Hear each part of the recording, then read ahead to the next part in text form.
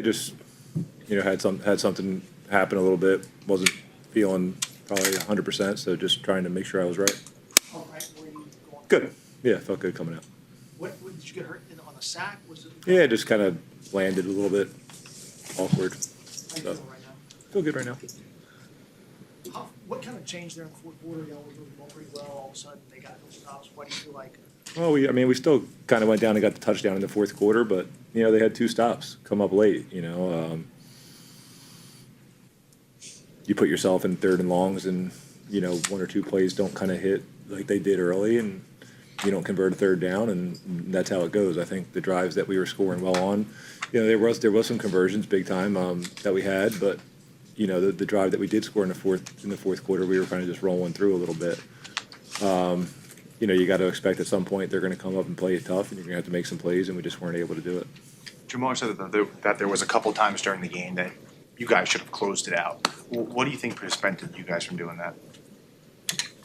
Well, you guys watched it. I mean, listen, this league is most of the time it's going to come down to those that last minute or two, obviously we had a drive before that 2-minute where if we go put points on the board, then it's a different game, and we just weren't able to do it. Can you take us through the final 3 plays or so? You guys pick up a first down. It feels like you're going to move the ball, chase Brown. I think it's close to midfield, and then things kind of stall out a bit. Yeah. Sometimes it's part of the game. You don't make the play down the stretch that gets you over the hump and puts you in field goal range. Over the years, well, actually, let me just rewind here. Was there a conversation between you and Zach on, okay, what do you really like to do? What was that like when you were gauging whether you wanted to, were you able to go back in or not? What was that process like? It was so quick. I mean, it was just kind of like there was not much conversating. It was like it just all happened so quick, and next thing you know, we're out there and we're going. So. Was there a thought that you would? I mean, let's say they got to stop. Would you have come back out? Kind of what happened there at the end? I wasn't really thinking about that. I was just thinking about getting back out there. Yeah. Is there any concern? I know it's early. Yeah, I don't think so. We'll have to wait and see. What we talk about. You've been in the game a long time. What makes young guys kind of turn into leaders in a locker room over the course of time? Like, what enables guys to go in and kind of take those roles the longer they're in a locker room? Well, I think the biggest thing is proving it day in and day out that you're the type of guy that's going to show up and work hard and give it your all, give it 100% every day. I think I think those things kind of start with just your actions. How you show up. You show up with intention every day, and I think the more you can do that, then it just slowly happens. Is that something you think guys can learn over time? Can they, or is that something that you kind of guys can definitely learn from looking at other guys and seeing how they show up and when they show up and kind of the process they go through. I think you can definitely learn how to become somebody that comes in and works with intention and has and has detail in what they do and has passion for what they do. And I think you can definitely feed off of that and learn yourself, and then become the guy that that other guys are looking to. Zach said the message to the team after the game was someone needs to step up. In an NFL locker room of adult men, how is that typically received when a coach is saying someone needs to step up? Yeah, I mean, we're all men, coaches included, and prideful. But at the same time, like, I think what makes, a good football player, a tough, grown man, is the ability to look inward and, maybe acknowledge some of the things that he can get better at.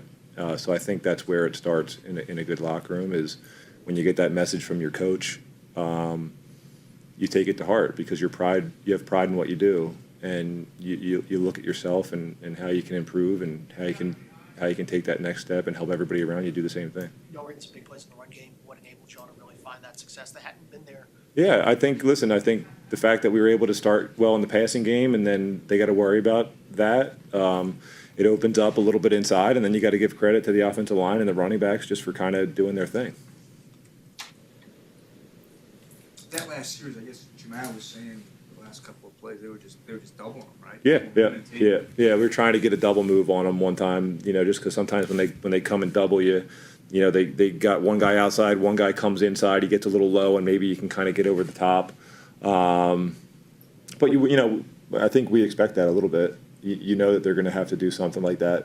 There was a few third downs throughout the course of the game where they made sure they doubled him, and that's a credit to them. But at the same time, like, we know those things are going to happen with those guys, and you got to find ways to overcome it a little bit. And for most of the day, we did. It's just in crunch time, we weren't able to make it happen. As a quarterback, do you feel as the game kind of goes on and you feel like you're going to have to keep scoring?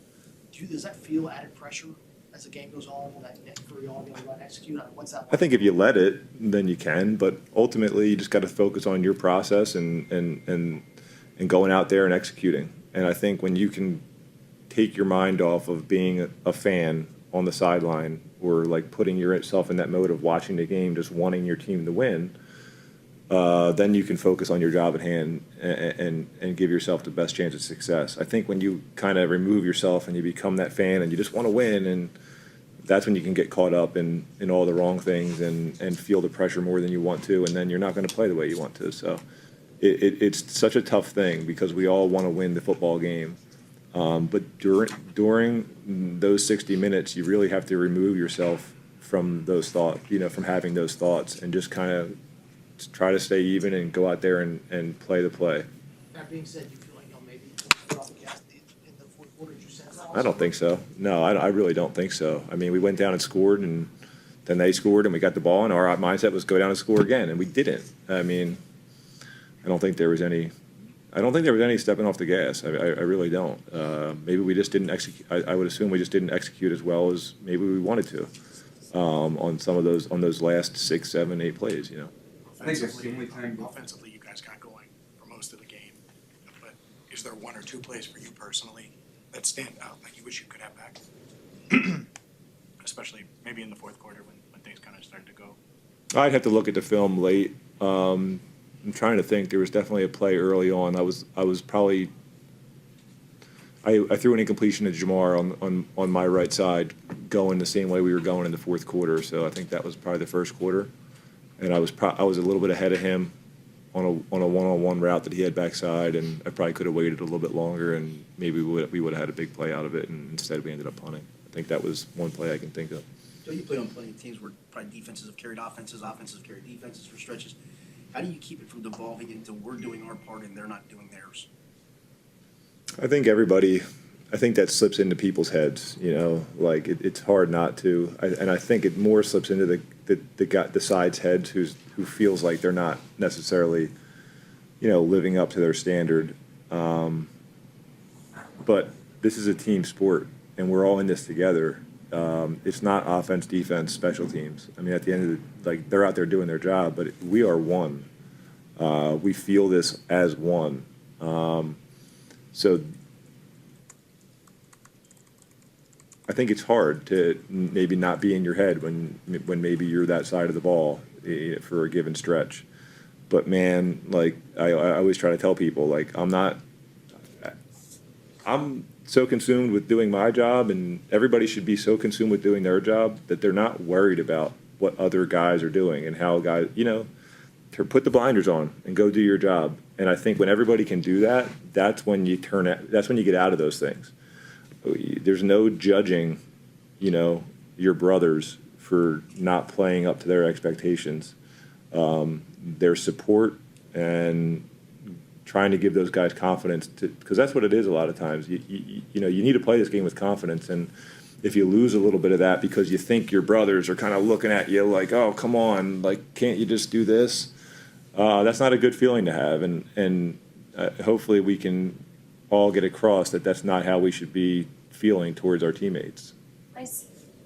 Did the Jets do anything different with T after the touchdown you hit him on? Because it seemed like the ball wasn't going his way. Did they take something away from him, or was it just kind of there were other players open? You'd have to go back. We'd have to go back and look. I don't really think that we threw the ball a ton in the second half. I mean, to be honest with you, I could be wrong in that, but I feel like we more kind of got the run game going, and had to throw it in like little situations here and there. But I just feel like it was just the way the game went. I don't think it was.